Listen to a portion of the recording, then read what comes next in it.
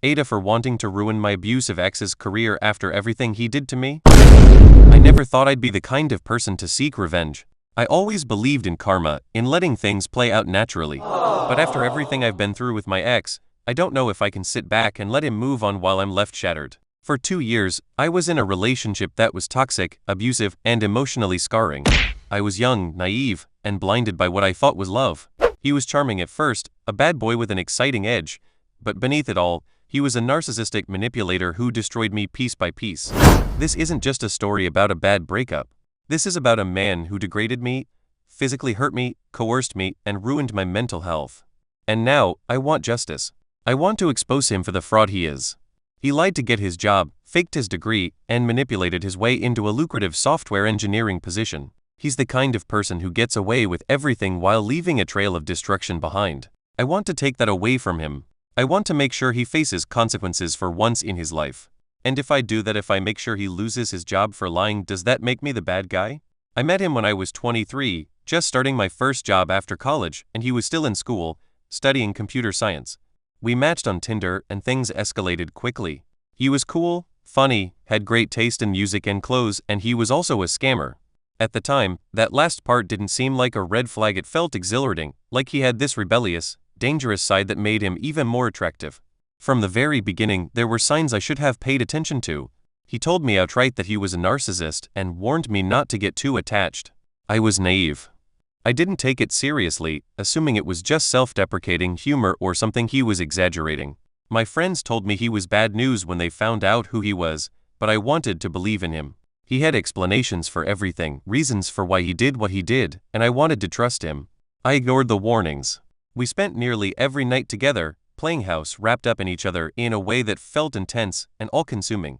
No protection, no hesitation. I fell for him hard, despite his emotional unavailability. I wanted more, wanted commitment, but he kept me at a distance. He would talk about us being together, but avoided actually making it official. The way he dangled the possibility in front of me kept me hooked. Early on, he gave me a gift $500 worth of makeup from Sephora. I knew it was scammed, but I accepted it. Then, just a week later, he asked me to scam $1,300 worth of music equipment for him.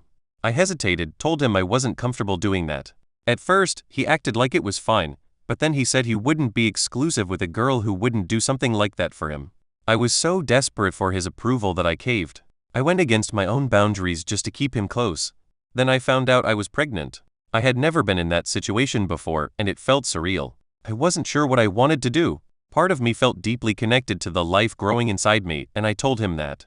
His reaction was instant and brutal.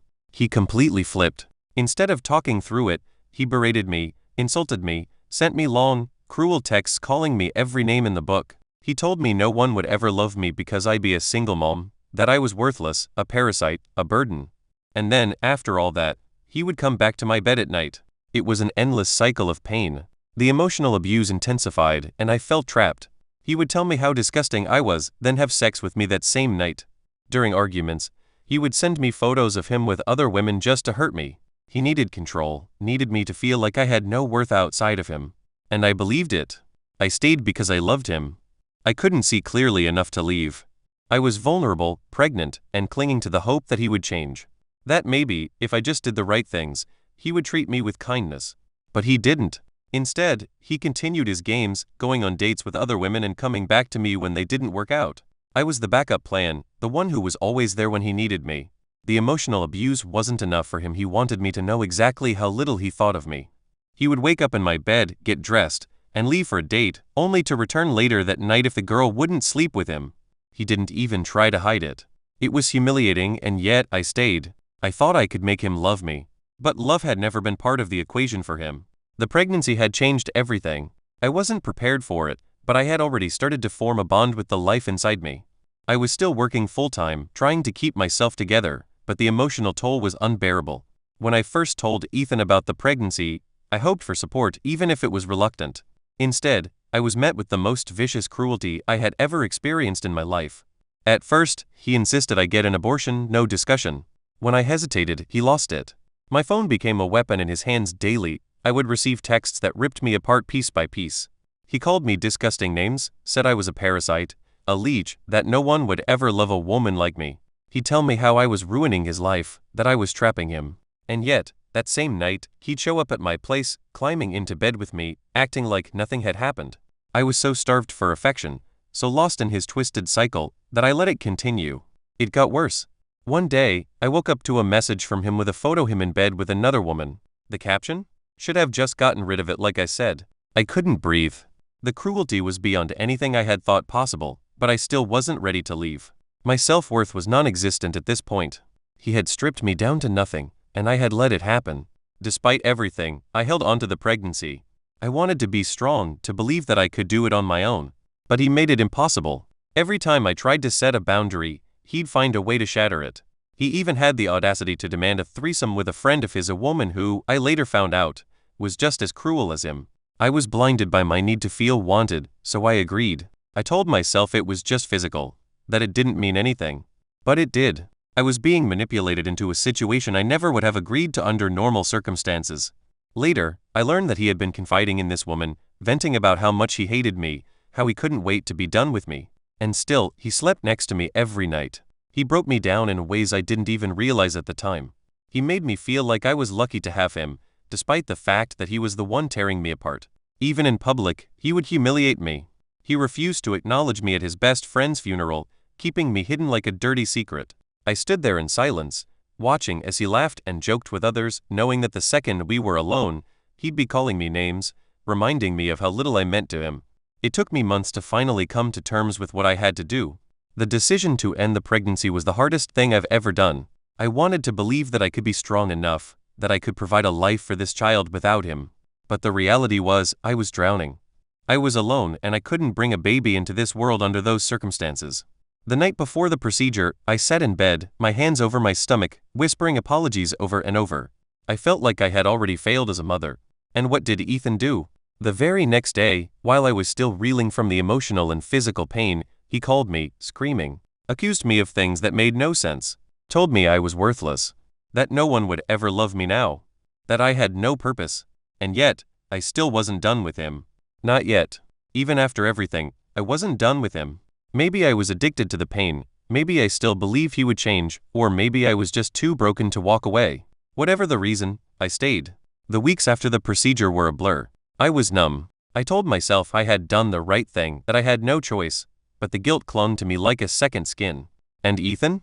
He barely acknowledged it. The rare times he did, it was only to use it as another weapon against me. I knew you'd get rid of it, he sneered one night when I broke down crying in his arms.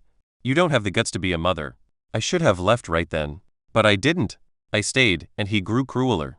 He started disappearing for days at a time, his excuses getting lazier. I found messages on his phone, dozens of them, all from different women. When I confronted him, he laughed in my face. Why do you even care? He said. It's not like you're my wife. That's when it hit me, he had never seen me as a person.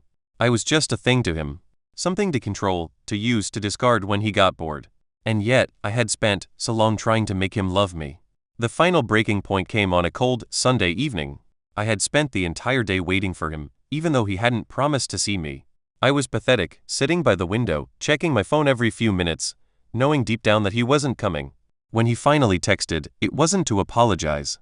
I'm done. Don't contact me again. That was it. 2 years of my life, reduced to a single text message. I wish I could say I felt immediate relief, but I didn't. I begged. I called him over and over. When he finally answered, he sounded annoyed.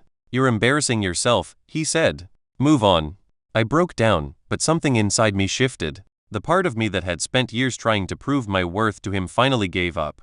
I realized I had been fighting for something that never existed. The pain didn't go away overnight. It took months, therapy, isolation, breaking down in grocery store aisles when I heard a song that reminded me of him. But slowly, I started reclaiming myself. I blocked his number. I stopped checking his social media. I reminded myself that I was more than what he made me believe. And one day, out of nowhere, I woke up and realized I didn't miss him anymore. I didn't miss the pain, the humiliation, the never-ending cycle of abuse. I had survived him. And that, in itself, was a victory. Things finally ended a few weeks ago when I was staying at his house while I was in between apartments. I had paid him to let me stay there. And yet, he still treated me like trash. One night, he asked me to sleep in the living room so he could bring another woman into his bed. That was my breaking point. I left. And that should have been the end. But then came the threats. He accused me of feeding his dog a condom, which is insane. He physically attacked me. He threatened my mother's life, saying he would hit her with a brick. And even after all that, weeks later, he called me asking for sex like nothing had happened. He still has videos of us having sex that I begged him to delete. When we fight, he sends screenshots of them just to torment me. He is cruel beyond words.